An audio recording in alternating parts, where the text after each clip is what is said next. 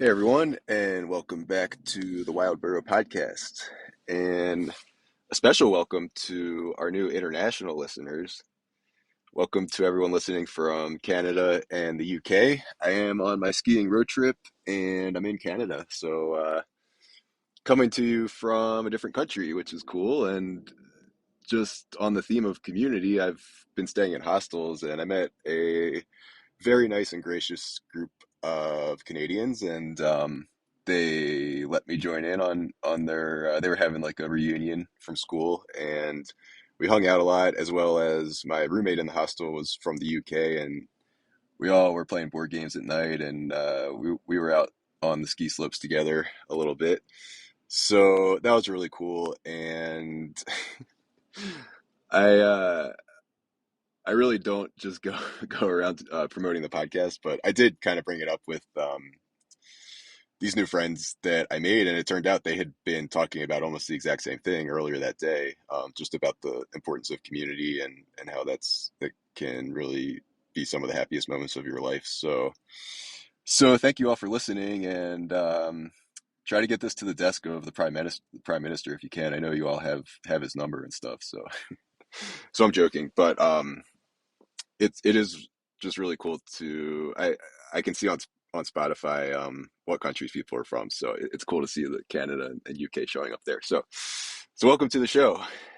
I will I'm going to talk about the Reddit next, and thank you, big shout out and thank you to this Reddit user, the adventurous one, for contributing to the subreddit this week. And I would like to read this person's thoughts. Again, I do know this person outside of the Reddit, and we may or may not have had a phone conversation about the Reddit, so that's just full disclosure. Um, so here's a comment that the adventurous one left on the subreddit. It's titled, "Even the longest life is short." And here is what he said. I texted "It's that day" to a high school friend yesterday for her birthday. While awaiting her response, I was thinking how I would in turn reply, and thinking about her birthday, I thought, it is said that this day comes around only once a year, but this day, and really all of our days, actually only come around once in a lifetime. We owe it to ourselves, our friends and family, and the whole world community. Ways we improve ourselves have a way of expanding to others. To take advantage of this once in a lifetime day we are living. Yes, there's working commitment and other distractions, but even if we can take one step, lift our head above it all for a moment to look around and perchance glean a sense of what direction we might step tomorrow toward our happiness, loving ourselves, it will be worthy. You'll then start tomorrow one step closer.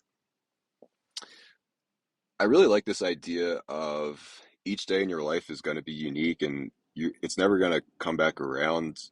Every moment is a new moment in the present, and this made me think about this concept of being present, cultivating the ability to become present in the present moment, and just tying that in with happiness and being in touch with this, again, this conscience, the spiritual part of yourself, is really related to this ability to just be in the present moment and enjoying life. And the way I think about it is I've dealt a lot with anxiety and uncertainty and just worrying about the future.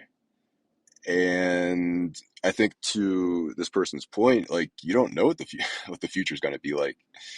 You could have all these big plans, and then something could happen and just change that completely. So really, a lot of the future is out of our control, and things, like I mentioned before, things that are out of your control, you really can't worry about it. You have to let it go.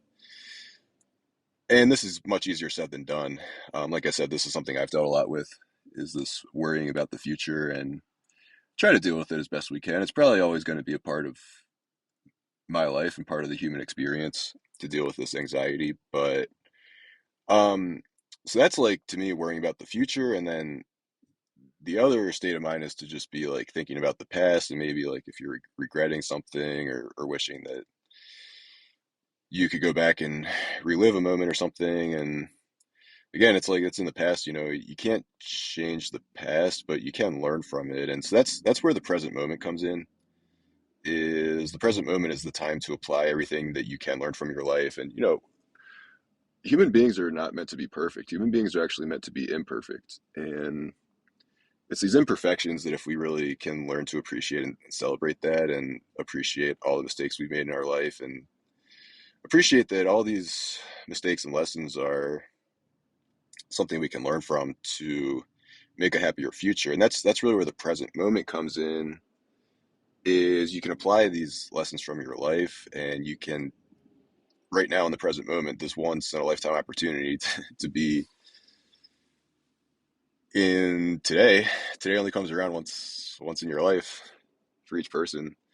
That's the time when you can really take action and start to plant these seeds for a happier future. It's not going to happen immediately, but that was my riff. That's my comment on this person's comment.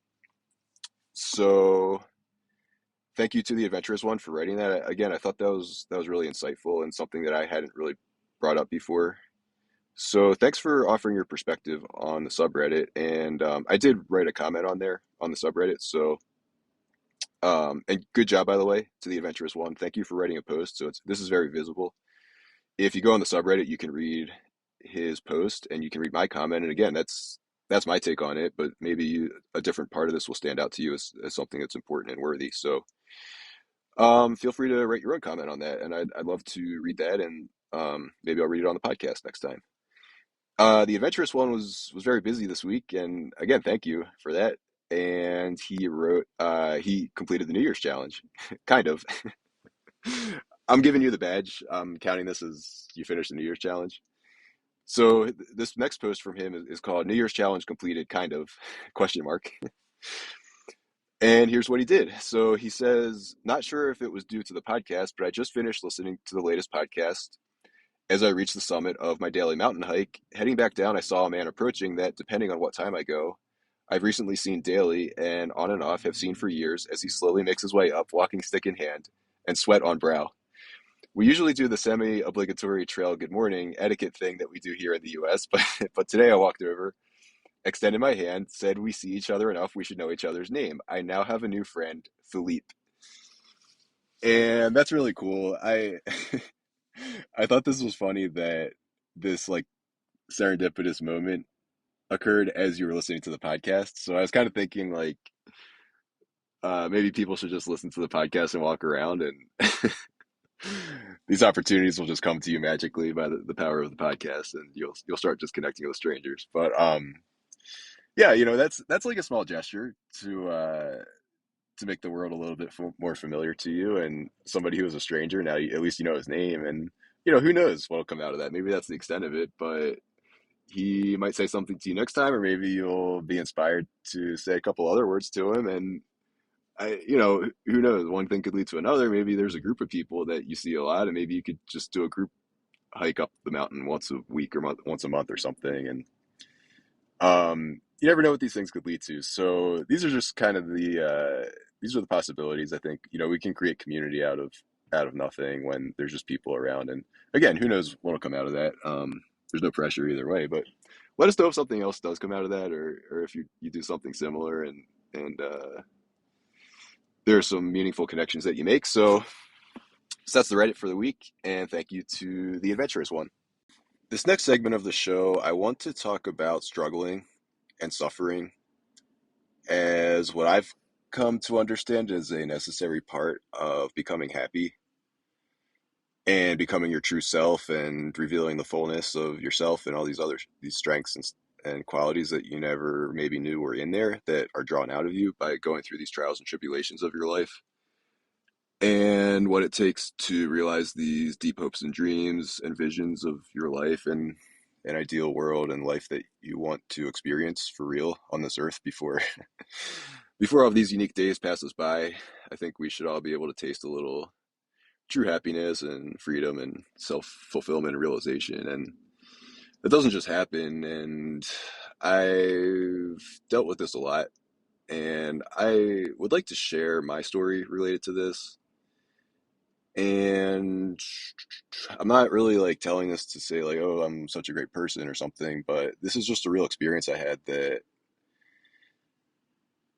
I feel like if I had known a lot of these things going into my journey, I might have made it easier for me.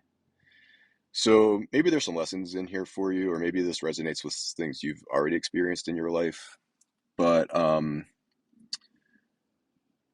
I just thought it was important to address this aspect of becoming happy. There's a lot of hard work that goes into it. So I'll just tell a story, and I did clear this with my parents. I just talked to them yesterday, and they were a big part of this. We're in a really good place right now, but that wasn't always the case, and that's an important part of this story. So, and I have all these quotes. A lot of them are from the New Testament that are related. So I'll see if I can sprinkle these in along the way. So what happened was, and I mentioned this last on the last episode. I really was faced with this decision in life when I graduated college. Like I mentioned, this company, they cut my salary right before I was going to go there, and it just really turned me off to them. And then that's kind of what I had just always thought I would do, is just get a job after college and just work 40 hours a week until I was, retirement age, and have a family and play a lot of golf, and hopefully like retire and play lots of golf and just go to my kids' little league games and all this. And um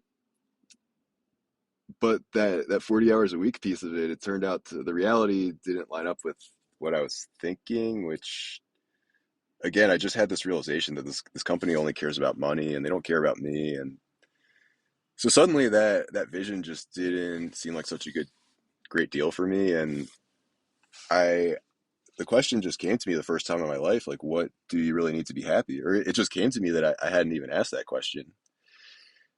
And I did ask that question for the first time, and I guess I didn't know because I just had never thought about thought about it.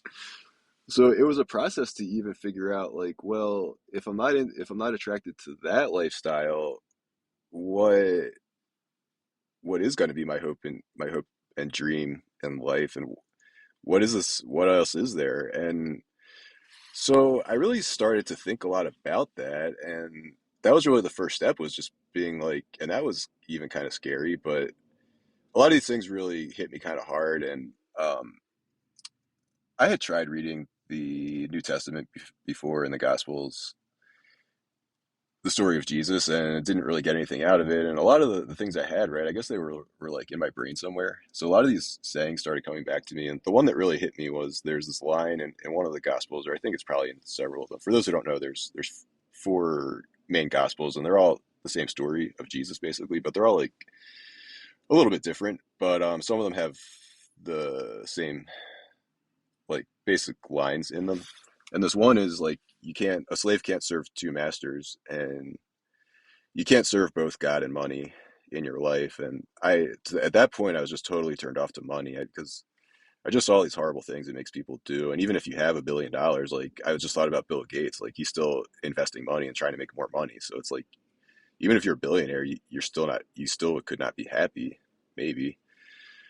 And I didn't want to serve that master. And then, um, so I decided to serve the other master, which in the Bible it says serve God. And really, I've talked about this before. What does God even mean? And I basically took that to mean like my own conscience and my own inner vision, which I had never explored, and trying to discern what I really would want and need in life.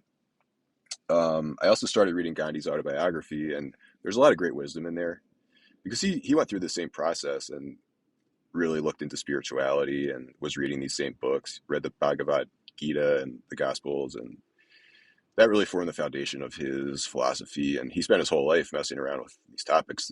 The subtitle of his autobiography is called My Experiments with Truth. And this has kind of been my experiment with truth, because it is an experiment. It's like you have these ideas and inspirations that are inside of you, but you don't see them reflected in the outside world. And so, what confirmation do you have that these ideas are really true and valid, except your own conscience? And that's really that's a big part of the struggle, is just learning to trust that inner voice and acting on that, and then eventually getting positive feedback and learning to, like I said, just to trust it, that good things will eventually come out of following that. eventually. So eventually is the key word there. And there's going to be a lot of trials and tribulations along the way. And you start small and you build up and build up, and you learn to just rely on that. Really, is what ultimately what can happen.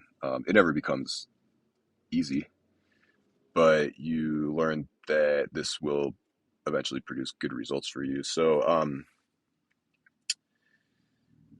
this was, I guess, my first. I never thought about any of these things, and so I'm reading the Gospels. I'm reading Gandhi's autobiography.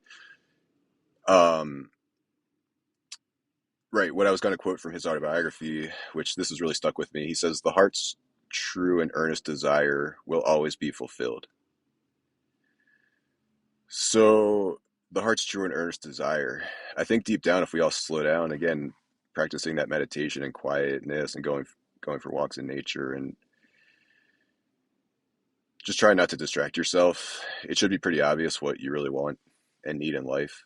And one way or another, like your heart's going to get its way. Either you're going to spend your whole life ignoring that and be unhappy your whole life, or you're going to have the courage to listen to that and make the changes in your life to so that your life coincides with those desires. And so these changes are what I want to share with you because I made a lot of changes.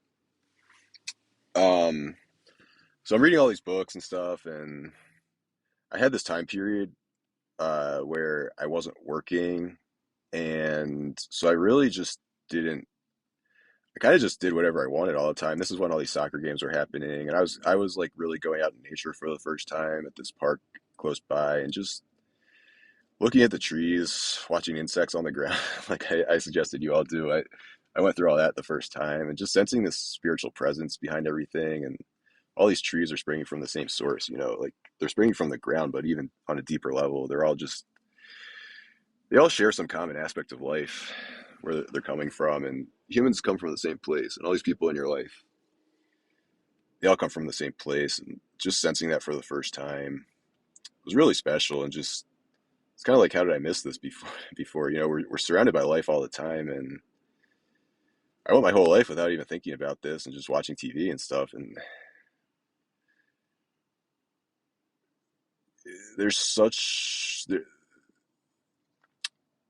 there's a lot more vibrant and meaningful things in life that are out there for you to discover, and so that's what I was getting into. And then it's like it's great to go and experience all that, but eventually I did have to go back to work, and I was like, I went to this job which it was paying very well, but I was just looking at an Excel sheet all day, basically, 8 hours a day sitting in a cubicle after I had just gone through this really like spiritual awakening and just seeing the beauty that's out there. And I just had to face this decision, like, do I want to sit in a cubicle for 8 hours a day, 5 days a week, the rest of my life, or do I want to tap into this beauty that I know now is out in the world? And I decided to do that, and it kind of turned my life upside down, which, if I had known all of the hard things I would have to go through, I don't know if I would have had the strength to make that decision. So maybe it's fortunate I didn't really know what I was getting into, but um, I did make it through, and I'm in a really good place now. So there is a happy ending to this. Um, but I so just talking about, like, well, what is my real hope and dream? So I read Satyagraha in South Africa at that time, and I was just reading about the communal living that they had and the farming, and again, just that connection to nature and living with other people, and that what seemed really cool to me. So I got this vision of, like, well, if I could just work at this job long enough, maybe I can just save up enough money and buy a farm somewhere, and then I can invite other people to join in on that somehow. But like 1 or 2 months went by, and I just hated I hated my daily routine. And I was like, I don't think I can make it, looking at 10 years of this just to save up money to buy a farm or something. So this is really when I faced like this junction with two different paths, and it's like, well, I can just try to ignore that and stay in my safe little bubble and just keep going to this job, make my great salary, move up the ranks, make more money, and hate my daily life for 10 years, or why wait? I was really fortunate that I didn't have student debt, which really enabled me to do all these things, and that's because thank you to my mom. She worked at the college I went to, which made that possible. So if I had student debt, I would have had to just keep working and never could have done what I ended up doing. But I had some savings and I sold my car. And once I did that, I was like, hey, I have 6 months of money saved up. Like, I really don't have to go to this office anymore if I don't want to. And so I started looking into some other possibilities. The first idea that came to me was to volunteer on like an organic farm somewhere. And I was living on the East Coast at the time, and I looked at in California, there's some organic farms, and they do have these programs where like you can go on, like you just work there and they give you like housing basically. And I don't think you really make a salary. You're like a volunteer, but they give you, you know, your basic living expenses, which would have worked for me. Like I said, I had some savings, so that would have been good. And taking that step, so I did call the farm. Taking that step was so terrifying and frightening. I was so afraid to do that and so nervous that I literally, the apartment I was living in, I even like went into the closet of the room I was in to make the phone call because, well, I was like renting a room in a place, and I was just, for some reason, I just didn't even want anyone else to hear that I was even like thinking this. But again, it's, you know, I had these ideas and visions inside of me, and that's really what my heart's true and earnest desire was. I'd rather be out on a farm all day cultivating life than sitting in this cubicle. And taking the very first step and just making that phone call to this farm was terrifying. And it turns out it was too late, and they were totally full, so it didn't work out. But just making that first phone call, and again, like even if they said yes, you know, I could have reconsidered. I wasn't really committing to anything at that point. Just making that phone call and just taking that very first step and acting on my heart's true and earnest desire, it broke down some barriers because it's like, okay, well, I called them, you know, I can call somebody else. And what ended up happening was one thing led to another, and I started looking into just like, it's called intentional communities, but basically like communes, which I guess were more popular in the 70s or whatever. But I wanted to experience this communal living that I had read about in Gandhi's book, which just sounded so awesome. And I ended up finding this intentional community like 15 minutes from where I grew up, which is pretty funny because I was ready to go across the country to change my lifestyle. And it turned out all I had to do was like drive not far at all, and I experienced something totally different. So I found this community which is for adults with developmental disabilities, and there's like 100 people living there, I think, and half the people were adults with developmental disabilities, and the other half were these long-term volunteers. So they take people in for 1 year at a time. You do a 1 year volunteer stint at this place, and then there's people who just kind of live there like long term. And I quit. I so I quit my job and went and lived there for a year. So just imagine what a change that was. I went from just looking at an Excel sheet in a cubicle every day to I happened to end up in the elder care house.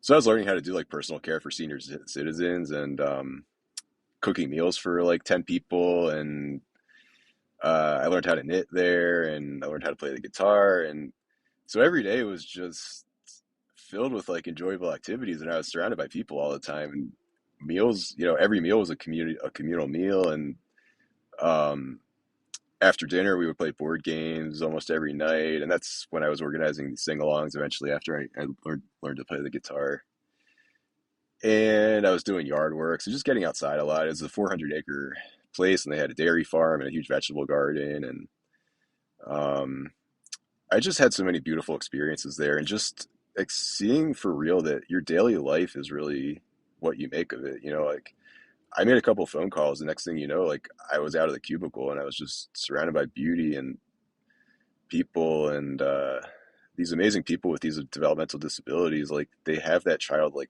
wonder and view of the world where they don't have an ego, and it's just totally unfiltered. And they were so loving. Like they would just sit around and make cards for like any occasion in anybody's life. They would make a card for them, a handmade card to commemorate the occasion, and just so caring and genuine. Like anything you said about your life, they would just be so interested and sympathetic to that. Like if a relative had a birthday, they would just be so genuine in wishing them a happy birthday and stuff. And it was just so cool. Like I said, your life is really what you make of it. That's what I found out by doing that is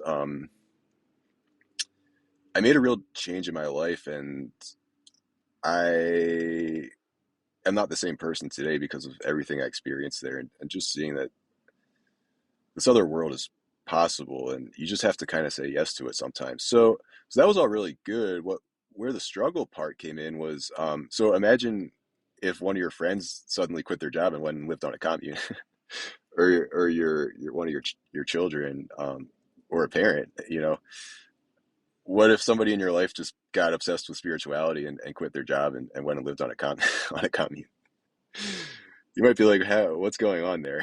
Because they can't see what's happening inside of you. And that is what happened. And all my interests changed. Like I said, I used to just watch a lot of sports on TV, and that was really a big basis of my relationship and what I talked about with people in my life. And I made it a point to not do that anymore. I didn't want to watch TV anymore. And I was like, I'm going to play sports outside instead of watch other people play sports. So that really made it hard to relate to people, friends and family. And so all these relationships just became way more difficult because my interests changed and nobody else was changing. And so people were questioning my sanity. um, it was a weird thing because I was doing something totally different than most of the people I had grown up with. But when I got to this commune, it's like everybody there was there for a reason. They chose to be there. A lot of them were probably dealing with the same thing. Like their parents were like, why are you going to go and live on a commune? Um, so I wasn't totally isolated, but by the standards of our society and mainstream society, I kind of lost my mind, I guess. And people were questioning my sanity, and that was really hard to deal with because, like I said, a lot of these ideas only exist inside of you, and you start to question yourself, like, am I crazy, or am I the sane one? That's kind of what I was going through, and I think what it came down to was that I was just doing what was right for me. And people were probably just concerned, again, my long-term future. It's like, well, you give up your salary, so like, usually saving up for retirement is how you're going to have security long term. And I just decided I wasn't going to do that. Like, I didn't want money to be any part of my life. I was committed at that point to just never making a salary again. So, so I started having all this friction and conflict with my family, and then it was just like holiday, when I would see them at holidays, and when I finished my volunteer year, it just wasn't the same because I was really committed to that lifestyle. And I also was probably pretty judgmental about other people. I was very judgmental about myself, really, was what came down to it. I hated a lot of the ways I had been living, and I just felt like I had wasted a lot of time, like I said, just sitting on the couch watching TV.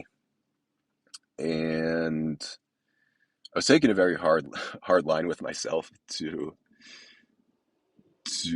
change a lot of aspects of myself. And I think a lot of that bled over, and maybe I took a hard line with other people in my life, or I was just very like adamant that I was living the right way. And now I see more now that I was just living the right way for myself, and other people are living what's right for them. So my parents felt like I was judging them. I think they've expressed that, and I felt not accepted by them, that they weren't accepting that this was a valid path in life for me. And it just became very hard to talk with them, which was a big change for me because I always had a very good relationship with my parents growing up. I could talk to them about pretty much anything. And now I was like, I'm on this solo journey on my own, and I couldn't, there just wasn't like an understanding there. There was a rift. So that was kind of the start of that. So I stayed on that path for a long time, just volunteering and not making really a real salary, just kind of getting room and board provided by these different organizations and getting a stipend and stuff. And I was getting all these priceless experiences, like I said. Um, Went to a couple other places and got some really valuable life experience that, again, I couldn't have gotten that just sitting at a cubicle the rest of my life. learning about the world, learning about our society, and so eventually these things took me to a different city, and spent a lot of time out there. The relationship with my family just kept getting worse and worse because I was just, this was years at this point had gone by, and I was just committed to this lifestyle that was just concerning for them. I went probably like 5 years without really having an actual salaried job, and I don't think it made sense to them the entire time. But it was making sense to me, but also at the same time there were a lot of moments of just deep uncertainty, and I reached really this one moment where I just literally didn't know the next move. It's like I had finished a bunch of volunteer things and got a lot out of them, but didn't want to stick with them long term. And then I was looking for my next thing, and I reached this point where like literally didn't know what to do. And this first quote I want to read. This is from Satyagraha in South Africa. And this is what Gandhi wrote. It is only when the Satyagrahi feels quite helpless, is apparently on his last legs, and finds utter darkness all around him, that God comes to the rescue. And this was really a moment in my life when I experienced that. I was like, I've kind of gone out on a limb for my conscience, and I just felt like I was just dumped off with no at a dead end basically. And I had this moment of just extreme doubt and uncertainty and regret. I had a safe lifestyle that I said no to, and um, so what happened was I ended up, like, moments later, I found this like perfect opportunity for me, which is how I ended up in this other city. And that I guess it just proves what Gandhi is saying there. Like, when you start following these true hopes and desires, you have to rely somewhat on unseen forces will be there to help you when you need it. And there's no way I could have planned out every step of my journey, but I feel like I've gotten what I needed at every step of the way, even though maybe I never, at certain points, I didn't have like a long-term way of being secure financially or physically. Every step of the way, though, I've one way or another gotten what I needed somehow. So I have had to rely on these unseen forces. I think that's what he means when he says God will be there for you in those moments. The universe will be there if you give your conscience and your heart a chance. The universe starts opening up for you, and if you start looking for ways to actually accomplish those goals, like, you will find them. You might have some moments of groping in the dark, but eventually you will find a path forward. You just will. So that was a big obstacle that I was able to overcome, and that turned out to be an awesome opportunity for me. I had a lot of awesome experiences out of that, and met a lot of great people. Got involved with all the issues I wanted to get involved with, and um, again, just kind of having this adventure in life. Like, I started doing all these things I never thought I'd be doing. I got involved with like a lot of social, I guess I would say, social justice movements, or trying to like address a lot of these poverty issues in our society and just inequality issues. And I kind of got to the center of a lot of these movements in the city I was living. And it's because my college degree was in like IT stuff, and these groups all needed someone to help with their websites. So I was like walking into meetings for the first time with people who had been activists in the city for like decades. And one person had even worked with Rosa Parks, like had met her personally and had met presidents and stuff. And I was becoming like a critical part of these organizations because I knew how to like operate a WordPress website, which really isn't that hard, but nobody else knew that. And so that was the opportunity that came to me when right after I had this moment of like extreme doubt. I'm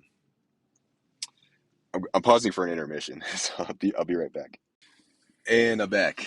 So what I was saying was this golden opportunity came to me like right after this moment of extreme doubt. And when you put yourself out there and just explore what possibilities are there, like, you might find that perfect situation for you. Like I said, the very first place I called, this farm in California, like, they said no. They didn't have a spot. But I kept asking around, and I eventually did find the perfect situation for me, and that was the experience that I needed in life to really grow and cultivate the humanity in me. Like I said, like learning how to play the guitar and knit and care for elderly people, and these are things you can't get in a cubicle. In a cubicle. Not to disparage all cubicle work. Whatever your life's work is, you should just pursue that with reckless abandon. Um, so I had a lot of great years in this other city I moved to, and eventually just kind of became disillusioned. It's like I said, I was there for years, and we really weren't making any progress on these intractable issues of our society, and I just kind of felt like I was spinning my wheels, and again needed to make a change, which again was scary. I had some security there, and I had people around me, and it was a known situation. I kind of had like a social standing, like I said. People really valued me for my skill set, and I made a hard decision, which was to give all that up again, just because it wasn't working for me anymore. And so I left. The hardest part about that was just, again, losing all these social connections. And that's really when I hit a low point with the relationship with my family and my parents specifically. And it was just like every single conversation I was having with them turned into some sort of an argument. And from one or the other side, we both just didn't really approve, I guess, of the other side. I don't want to speak for them too much, but I didn't appreciate how I felt they were treating me, and maybe they were just concerned about the direction I was taking in my life. And again, I had no concern for my financial security. So,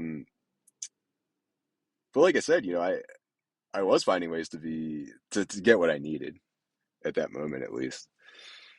So it got to the point where I was just like, we just shouldn't talk anymore, because that at that point seemed like a better option than continuing to just have these contentious conversations. And it was a place that I maybe thought it would happen eventually, but I just did not want to go there. It's like I said, growing up, I always had a great relationship with my parents, and that was really hard for me. It's probably the hardest thing I've ever had to deal with. It's just, imagine telling your parents that you don't want them to talk to, you don't want them to talk to you, um, and all the implications associated with that. And that was really hard. What made it even like more intense was that soon after that, like I said, I was kind of like moving away from all the stuff I had moved to the city for, and I got this job offer to move to a totally different part of the country, to move out to the western part of the country, and it was a great job offer. Like they blew my salary expectations away, and I really didn't want to go out there, but just with a lot of my opportunities drying up at where I was, and um, again, it was kind of a golden opportunity that came to me. I didn't have a lot of experience. It was a web developer job, which I had built those skills working with these groups out there. I didn't have a lot of experience, and to get this offer was kind of like, might have been the only offer I was going to get, and it was a good offer. So, again, not talking to my family, I moved across the country to a totally different. I knew nobody, within hundreds of miles of the city I moved to, and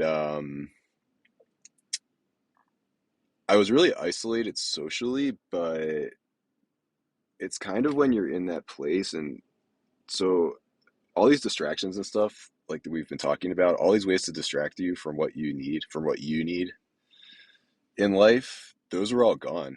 Like I wasn't talking to my family, I wasn't talking to any of my friends at that point.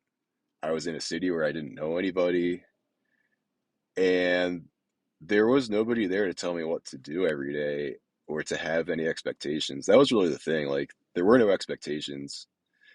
I didn't have to answer to anyone or defend myself, defend why I was doing what I was doing. And that was freeing to me in some respects. And there was no barrier between me and just doing what I wanted to do 100%. Plus, I was making this great salary. And so I had a lot more freedom, personal freedom at that point. And I just decided to take full advantage of that situation. And so on the one hand, it was really hard, but on the other hand, it was like I did have this place of just quiet and I guess you could call it isolation or maybe like solitude and just lots of room for me to just let my mind expand. And I started taking care of myself more and started taking care of my body. And I started playing pickup sports again, which I love, and just realizing I was out of shape and just trying to get my body back into gear and then trying to take advantage of this opportunity I had with this job I got out there. I really had to put in a lot of extra work to get up to speed on this technology I was trying to learn. That was a huge effort. So putting in a lot of hours just to get this like new lifestyle off the ground, really, which was like building a career for myself and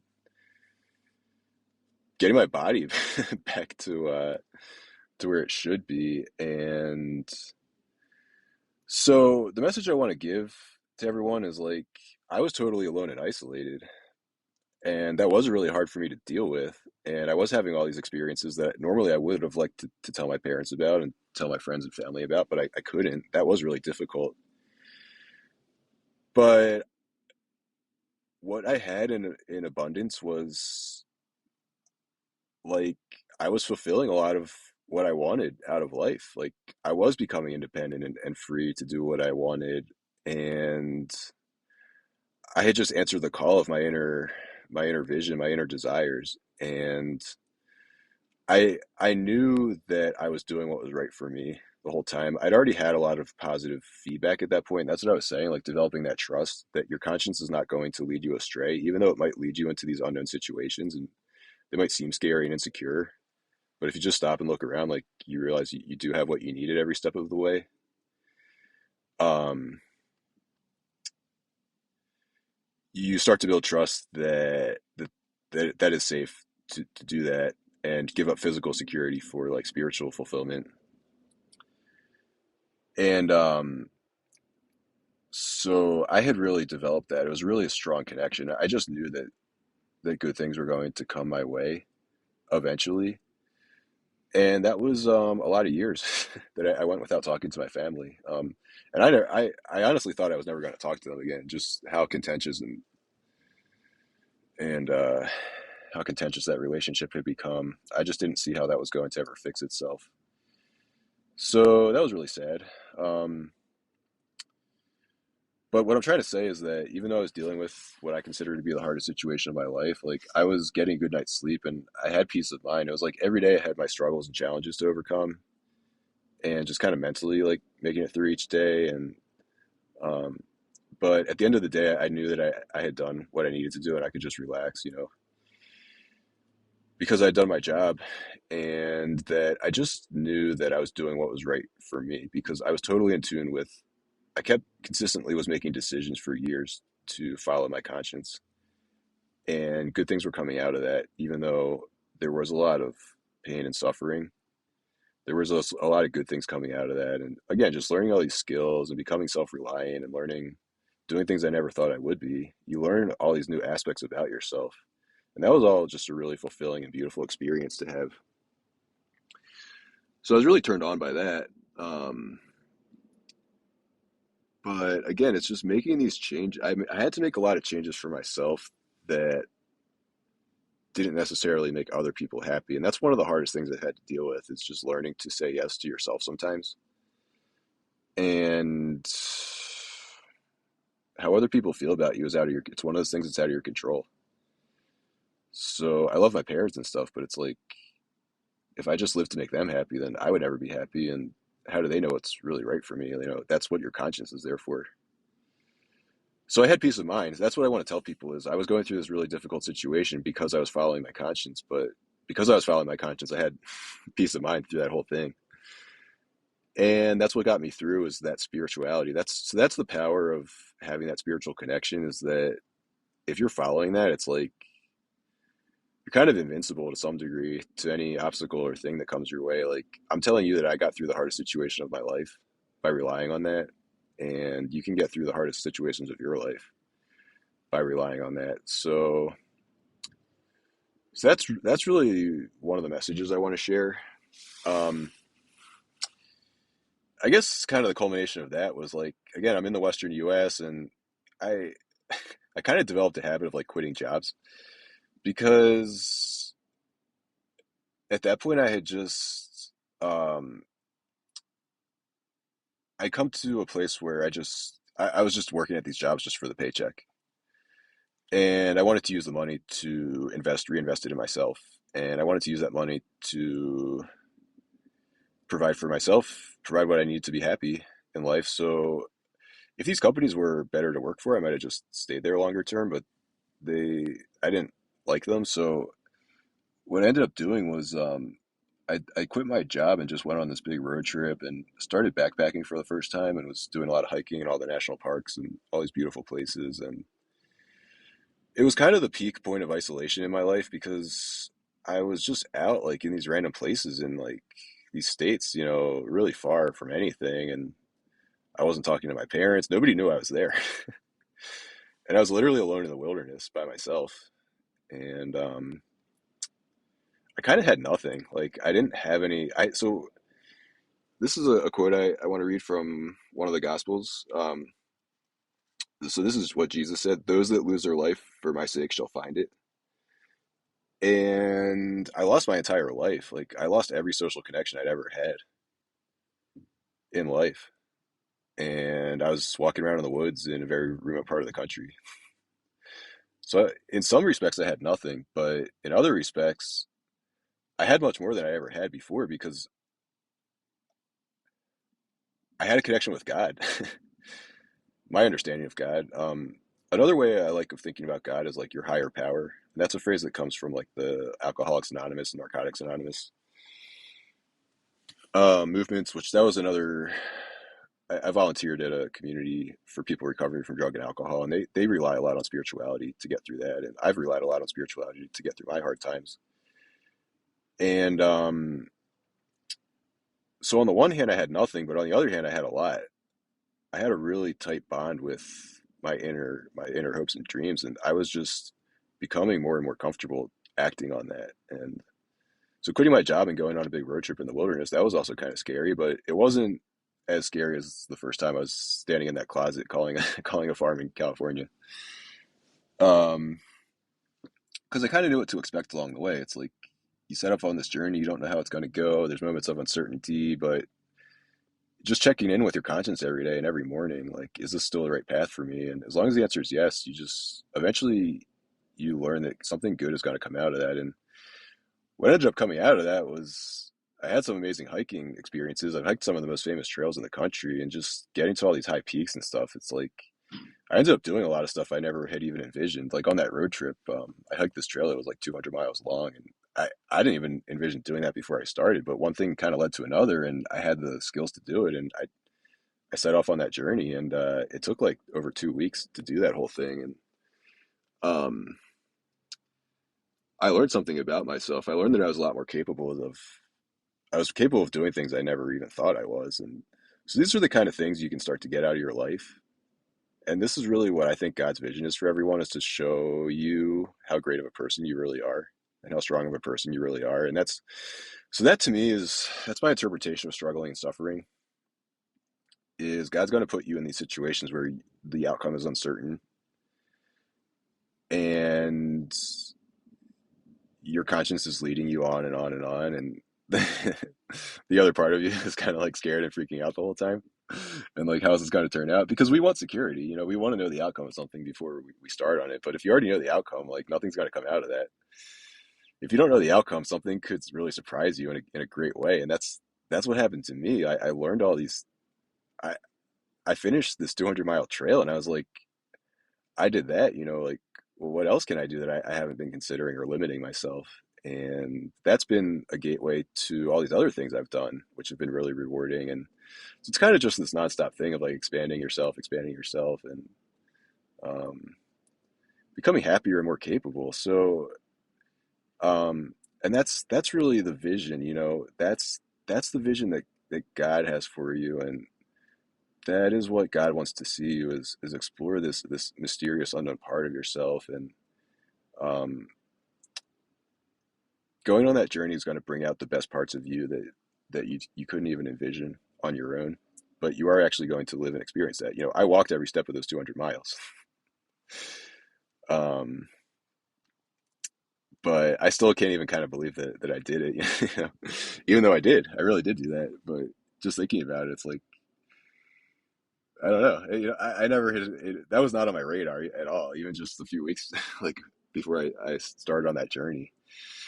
So these are all the amazing things that your life could be made up of if you let it, if you listen to your heart, you don't try to silence that voice or distract yourself from that voice and start to take actual action on those things. And I guess what I'm trying to tell people is like it's safe to act on your conscience because I'm a graduate of the trials and tribulations. So I guess the happy ending to all this is I did get back in touch with my family. Um and at that point it was like years ago, probably I think 3 years had gone by, and I had all this time to myself out in the wilderness walking around, and I was able to just let a lot of things go that before I might have just still wanted to argue with them about. And they I think we were both just really happy to be back in touch with each other. And it's like I was just at this place where I was like, look, like we might not agree on everything, but we can at least have some things that we enjoy together. So why not just enjoy that? So that was really a big relief for me to get back in touch with them. And the beautiful thing that happened was I ended up inviting them out west. And so the first time I saw them in, 3 years, and it wasn't just my parents, it was the rest of my immediate family was there. And uh, so I was like sort of, somewhat of an expert backpacker at that point. And somehow they all agreed to go backpacking. They had never ever backpacked before. And I got this permit to camp right on the rim of the Grand Canyon, the north rim of the Grand Canyon. And we had the site to ourselves. So we, like 2 days after seeing each other for the first time in 3 or 4 years, we camped right on the end of the right on the rim of the Grand Canyon and had the viewpoint all to ourselves, just watching the sunset and then watching the stars come out. And my dad said that was the best stars gazing he'd seen in his entire life, was that night. And watching the sunrise the next morning was really dramatic and really beautiful. So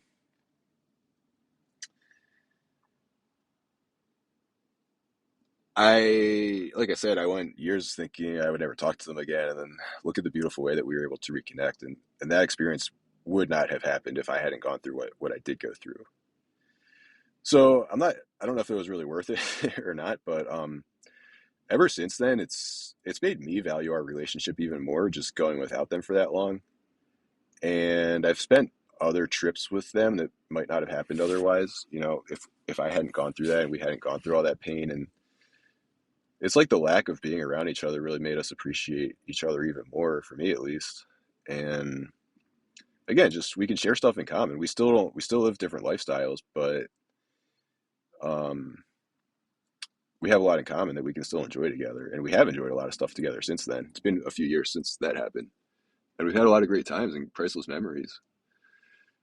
And I think it's just more meaningful because of everything we went through. So I had no idea that would happen, but it did, and it almost it added a lot to me. Like I said, there's no other way we would have camped on the Grand Canyon, the rim of the Grand Canyon like that. And that was an awesome experience. That's something I'm going to remember forever.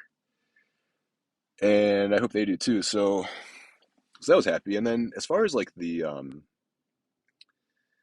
physical security sort of a thing, even that's come back around for me. Like I ended up putting so much work into this web development thing that I got all these certifications in it. And that was like I was kind of working around the clock when I first started, just to learn this really complicated software that I worked with. And so I became somewhat of an in-demand worker for for these companies, and they have a lot more money than these nonprofit groups I was working with.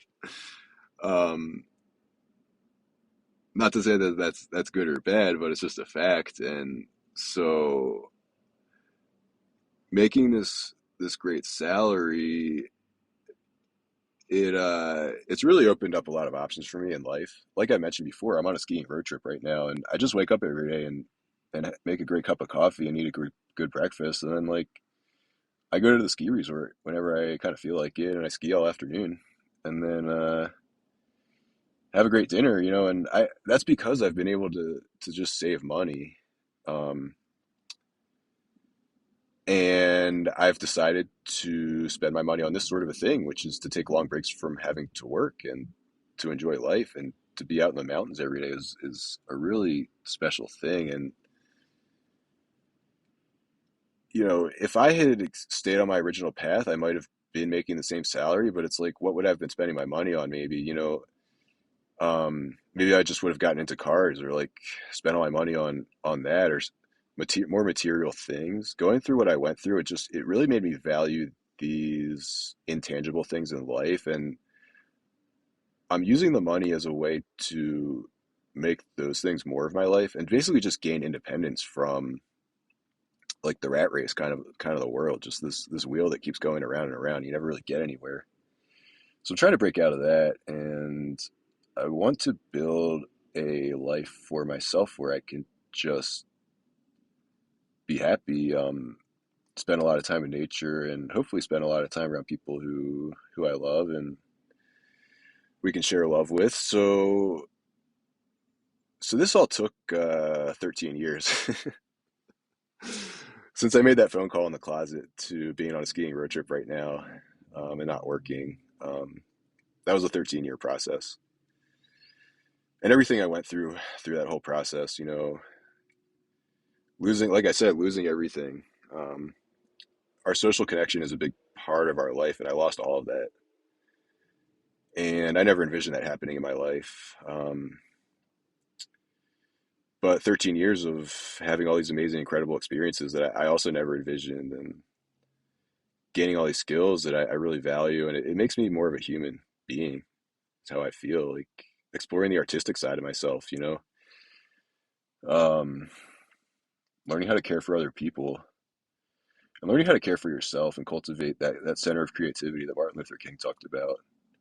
Learning to care for yourself enough to give yourself a chance, give your conscience a chance. And this is what my life has turned out to when I said yes to that. So 13 years, you know, there's a lot of suffering and struggling in those 13 years, but and the outcome was always uncertain, and the outcome still could be uncertain in a lot of ways. I mean, the future's never guaranteed. You never know what'll happen, and all this money and stuff I've made, like, it, you know, that can all disappear depending on what happens. So that's really why that spiritual connection I have is the thing I value the most in life more than anything. The money I'm using right now is a tool to try to realize that even more and more. But I like to think I'm not really attached to the money, and I don't attach my personal identity with my job because I'm not working right now. So how would I feel, you know, if I associated myself with my salary and my job? Well, I don't have either of those things right now. So it's all these other aspects of yourself that are part of the natural world that are are really important. And that's what I value and try to cultivate. So that's where I'm at today. I have more adventures ahead of me, probably. I think, you know, I'm not ultimately where I really want to get to in life, but so there's going to be more struggling and suffering along the way. Um, but I know at least now that that's just part of the process, and that's normal. And to accept those parts of the process, to accept the uncertainty and accept the struggling, and just know that if you stick with that and you have a vision and this is in tune with your conscience, that one day these great things will come to you, and these things will come to you, and hopefully they are even more beautiful than you could imagine. I've experienced some of that, which is awesome. So I'm going to read a bunch of quotes now with that context that hopefully will be somewhat meaningful for you. I am going to quote a lot from the New Testament. Well, let me take another intermission first. And I'm back again. And thanks for everyone who's sticking with me still. So this last part, I have some quotes from some different spiritual scriptures that I think are relevant and hopefully will make more sense, like in the context of this story that I just told you about what happened to me when I decided to follow my conscience in life. And this first one is from the Dhammapada, which is a Buddhist scripture. And it says, patience is the highest penance, long suffering the highest nirvana. And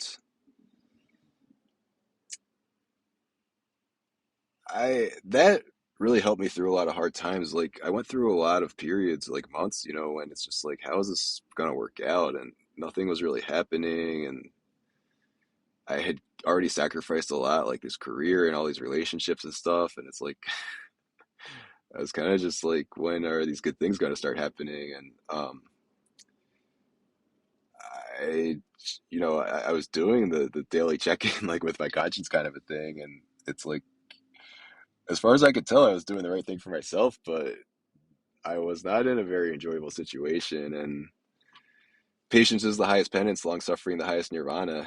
I really had to learn and understand the meaning of that and practice patience, which I've always really struggled with. It's like you want something immediately, you want the good things immediately. And what I'm trying to tell you with this story is that that's not how things work. The good news is you can get what you want out of life. The reality is that that just takes a long time, and it does take a lot of patience. There were times for me when it just seemed like nothing was happening, and I was doubting myself a lot and just wondering, like, okay, I'm putting myself out there, and when am I going to get some help here? And um, so it happened eventually, but it took a long time, and I had to practice patience. I still really struggle with that. Long suffering is the highest nirvana. If you just live to satisfy like your immediate like wants, I guess, like your wants but not your needs, really, like your want, like you don't like I don't like to be bored. Should I just go on Instagram all day just so I don't have to deal with boredom? It's not really productive.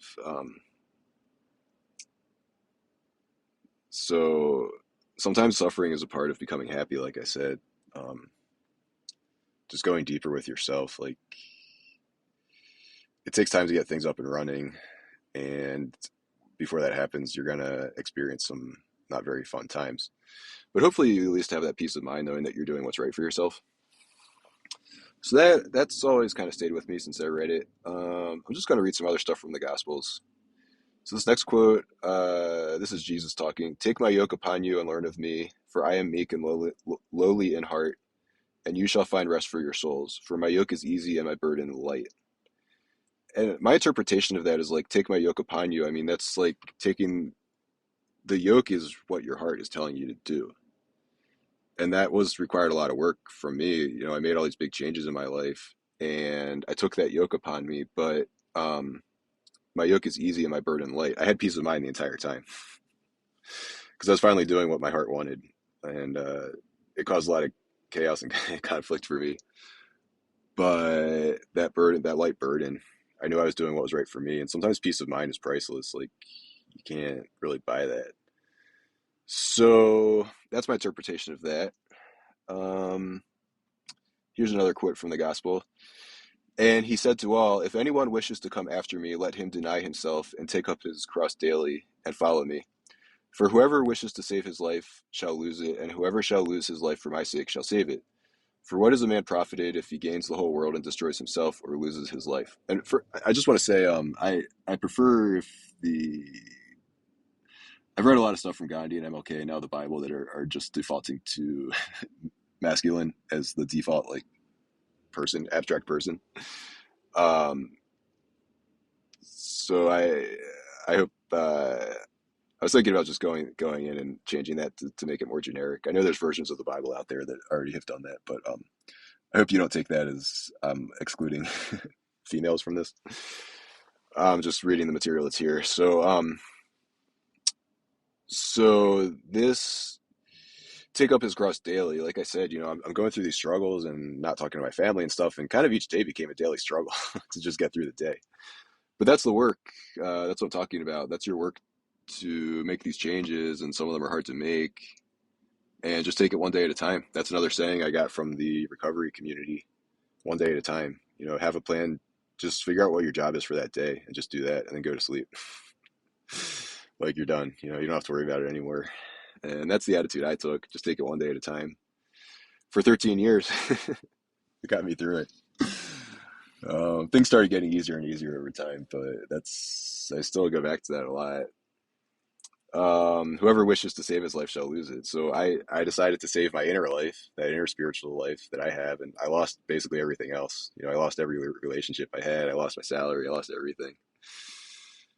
And I saved my life because now I have all those things back in me, but I also have this extremely strong spiritual connection and part of my life that's not going to go anywhere. Any hard time I run into in the future, like I have this really strong connection with that inner part of myself. So, um, what is a man profited if he gains the whole world and destroys himself or loses his life? So I could have just stayed at that job, the original job I had in the cubicle, and just been safe the rest of my life. But what am I profited if I gain the whole world?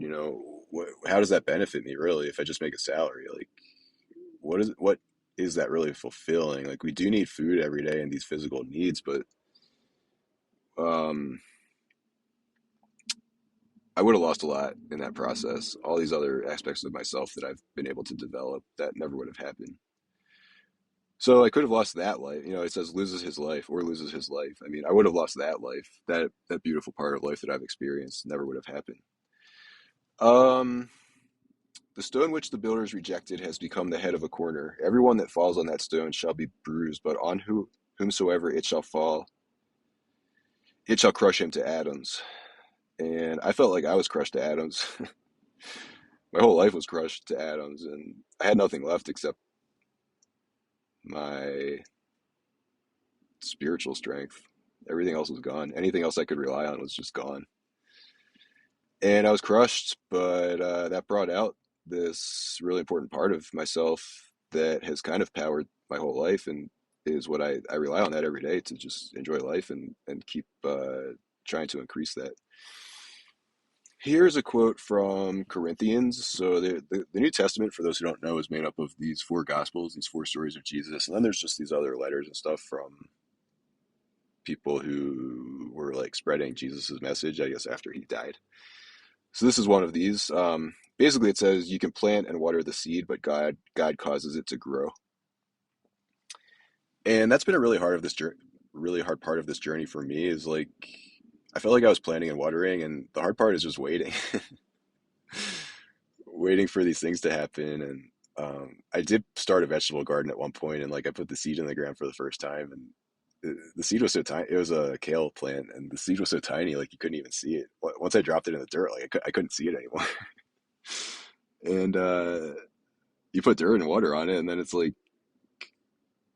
now what? And I'm checking on it every day, and nothing's happening. And it did come out of the ground, but in the meantime, I'm like really like, I don't know. I wasn't like losing sleep over it, but I was like kind of stressed and anxious. It's like, do I need to do something else, or like what's happening here? But stuff was happening the whole time. You have to rely on these unseen forces, and that's God caused the seed to grow. Like these beautiful things are going to be happening out of your control, and when you're acting with the universe and with love, like you're going to be able to take advantage of these other things that you didn't put any effort into, but they're there to benefit you. So you can tap into all that, but it's hard to wait for those things to present themselves to you. Um, this one's a little more positive. Give, and it shall be given to you, a good measure, pressed down, shaken together, and running over. And the way I interpret that is I basically decided to give a lot to my conscience. And in theory, you should get even more back than you put into that. So I feel like that's happened to me. I mean, I've put in 13 years of hard work, and I'm just so happy with what my life has become, and I've gotten to experience so many different aspects of life, and that's really priceless, and wouldn't have happened any other way. So that's that. That's what I have to share, and hope you enjoyed it. I I'm gonna take a week off from the podcast at least. I just need a break, and this is kind of like the end, I guess, of what I have to share. So I've kind of said my piece. I hope that this maybe just gives you some strength and reassurance that if you do start to listen to your conscience and decide to make some steps to realize your heart's true and earnest desire, that eventually things will turn out. And I just want to be living proof that that's possible. And I hope your journey isn't as difficult as mine was. It probably will be in other ways. So I hope you don't have to, to lose every single relationship in your life. I kind of have a feeling that won't happen for most people. But I hope that can give you some reassurance that things will work out if you listen to your heart and you start to act on that. And I want to see happy people and fulfilled people. And this is the hard work that goes into that. So thanks for listening to me. I'm going to take a week off, like I said. I want to give everyone a chance to catch up on the podcast and give everyone a chance to get on the subreddit. We are up to 5 people on the subreddit, so that's kind of good. It's a pretty hefty percentage increase from 3 people the last time I mentioned that number, but I know that there's more than 5 people out there listening to the show. So if you're listening to the show, please join the subreddit, make an account and join the subreddit. And then over the next 2 weeks, please just write something. I'd love to hear your thoughts. I've given you a lot of my thoughts and inspiration, and if that's touched you in any way, please write something on the subreddit. I would love for this to come back around and inspire me. I love to be inspired by you because I know that you all have inspiration and things to share and gifts to share with the world. And you could do the New Year's challenge. I love to see everyone finishing the New Year's challenge, but I also just want to see some inspiration and some wisdom from your lives on the subreddit, and that's really going to be meaningful to me. And I always like to just keep learning about these topics, and you all have a lot to teach yourself and to teach other people and to teach me. So I look forward to learning from you all. And again, I would never be a salesman because I hate trying to convince people to do something, but please contribute to the subreddit. That's how you're going to support the show. We're not going to power this thing with money. We're going to power it with just honesty and love and sharing and wisdom. And I've created the subreddit for you to have a platform to do that. And I'm going to use the podcast to amplify whatever you say. So please do that. I'm asking you. I'm asking you nicely. Um, if you haven't joined, please join. And then in the next 2 weeks, please, if you're listening to the show and you like it, please go and contribute something to the subreddit. I would really appreciate that, and that will make up the next episode. So I will have a great couple of weeks, and I'll look forward to talking to you again.